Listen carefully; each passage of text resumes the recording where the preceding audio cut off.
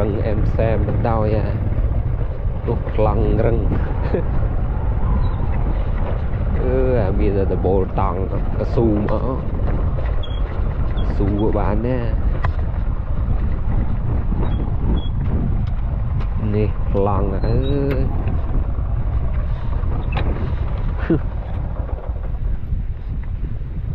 rồi plong em xem mình đây nha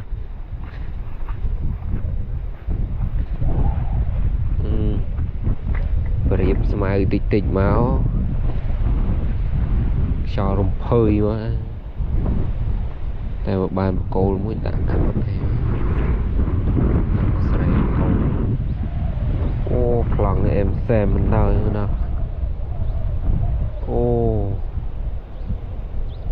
very good sùng nhẹ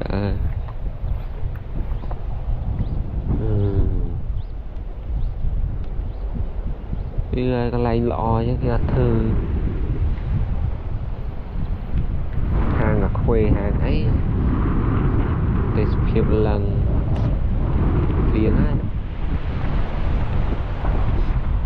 rồi tặng xù máu